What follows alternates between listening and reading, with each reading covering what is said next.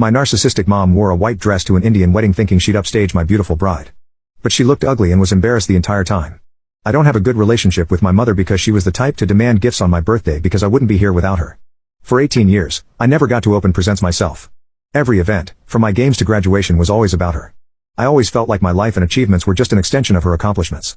I think I suppressed my resentment because everyone around me always acted like this was normal.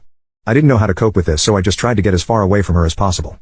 I applied to the furthest university I could realistically get in, and stayed far away because anytime I had to go back home, it was the same story. At university I was lucky enough to meet Pia, and for the first time I started to like who I was. I didn't feel like I had to hide or play down my accomplishments, or even my failures. And her family was so warm and welcoming, it felt like my childhood was just a nightmare of the past. I thought the best way to move past it was to just move ahead. I was ashamed of my mother's behavior, and the ugliness of my resentment, so I pretended everything was fine, and invited my parents to my wedding with Pia. I actually had a really clear vision of what I wanted in the wedding, just an event that would be about me and not my mother. These suppressed feelings led to me unfairly lashing out at Pia when my mother tried her old tricks and asked to wear white to our wedding. At that moment I forgot white wasn't the bridal color in Indian weddings. I just felt a cold sweat that another precious moment would be hijacked by my mother. Pia and I got into a fight about her letting my mother wear white, but she said it was okay because there was no way a simple white dress was going to outdo her wedding look. And for a while, everything was fine, until unwanted memories kept invading my head. No matter how much I tried to bury my head in work or exhaust myself by exercising, they always came back. I ended up having an actual meltdown that night. I was sobbing and crying. It was probably my ugliest moment. The next morning I half expected to wake up alone, and get a text that the wedding was off. Instead, incredibly, Pia stayed with me. She convinced me to go to therapy, encouraged me through those first few hellish sessions, and gave me space when I needed it. Therapy really helped. I was able to understand why I was feeling angry and upset, and how to deal with it beyond just trying to ignore it. I apologized to Pia earlier, but it let me actually be honest with her about my family. It really transformed our relationship. I took over the wedding preparation with the help of my in-laws, and I got to actually design my dream wedding. My mother-in-law later told me she was really relieved that we switched because my lovely Pia didn't really care about the colors or flowers, and had virtually no input on any of it as long as we were getting married. My mother-in-law was also very encouraging and patient in letting me voice my input. The actual wedding went really beautifully. Pia was ready to rescind my parents' invitations completely after everything, but her terrifying little sister suggested we invite anyway as a final sort of FU, to show them I wasn't alone anymore, and no matter what they tried this time, things would go my way. I have to admit that did appeal to me, so we decided to invite them for the third day of the ceremony, and it worked even better than I imagined. First, it helped that my mother had no real idea what an Indian wedding is like, so when she showed up in a long white tulle ball gown, security actually thought she had the wrong address and didn't let her in.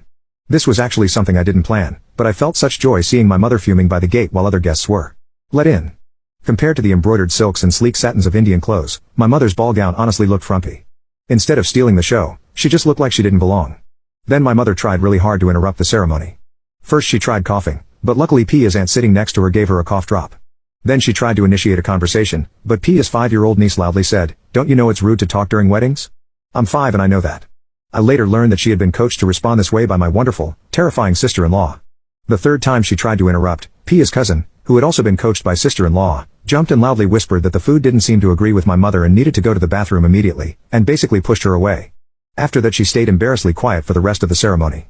Throughout all this, everyone else acted like she wasn't there. In the after-party, the difference between my mother and everyone else was unpleasantly accented by her ignorance of Bollywood/Tollywood dance skills, so she tried to refocus attention through conversation. She turned to my mother-in-law and started to complain about how hard it was to raise me. My mother-in-law, bless her heart, said, "However difficult children are, they bring 10 times as much happiness just by growing. Your son is such a wonderful young man, you must be so proud of him."